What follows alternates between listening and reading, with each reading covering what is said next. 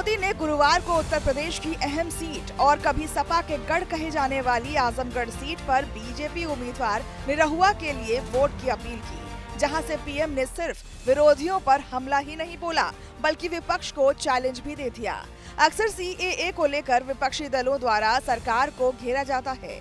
इसी मुद्दे को पीएम ने उठाया और विपक्ष को खुली चुनौती देते हुए निशाना साधा।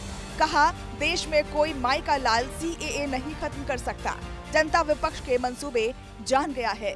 आज तक ये इंडी गठबंधन वाले कहते हैं कि मोदी ये जो सीएए लाया है ना, जिस दिन मोदी जाएगा ये सीएए भी जाएगा।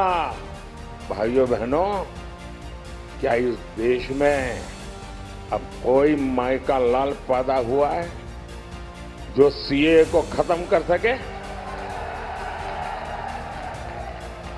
ये देश की जनता जान गई है, देश का हर नागरिक जान गया है। इस दौरान पीएम मोदी ने विपक्ष दल पर आरोप लगाया कि विपक्ष दल हिंदू मुसलमान को लड़ाकर सेक्युलरिज्म का चोला पहनने की कोशिश करता है, लेकिन मोदी ने इनका नकाब उतार दिया है कि आप लोगों ने वोट बैंक की राजनीति करके हिंदू मुसलमान को लड़ा करके और सेक्युलरिज्म का ऐसा चोला पहन लिया था कि आपकी अंदर की पाप की सच्चाई बाहर नहीं आती थी।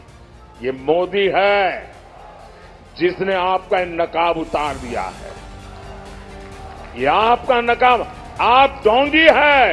इस दौरान पीएम मोदी ने अखिलेश यादव पर आतंकियों के समर्थन का आरोप लगाया। कहा कि पहले देश में कभी भी और कहीं भी बम धमाके हो जाते थे, लोगों की सुरक्षा भगवान भरोसे होती थी, तब लोगों का ध्यान आजमगढ़ की तरफ होता था, पर अब ऐसा नहीं है। अब याद करिए, 10 साल पहले देश में एक सामान्य व्यक्ति की सुरक्षा भगवान भरोसे होती थी। कभी बम धमाके, कभी आतंक, कभी स्लीपर सेल, कभी दंगे, और आजमगढ़ की तो पहचान ही बदल दी गई थी। न जाने किस किस नाम से आजमगढ़ को बुलाया जाता था, कितना बदनाम करके छोड़ा था।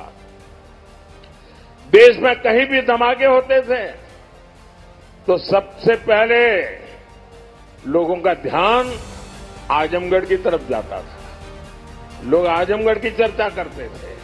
इस तरह से पीएम ने एक एक ताबड़तोड़ हमले विपक्ष पर किए। बता दें कि आजमगढ़ में छठे चरण में 25 मई को मतदान होना है और बीजेपी ने यहां से एक बार फिर से दिनेश लाल यादव उर्फ निरहुआ पर भरोसा जताया है, जबकि सपा से इस बार अखिलेश के चचेरे भाई धर्मेंद्र यादव मैदान में हैं।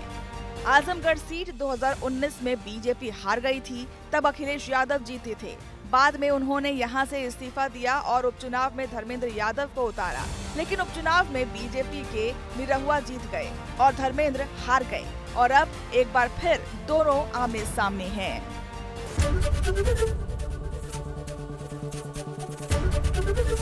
एबीपी गंगा, खबर आपकी, जुबान आपकी।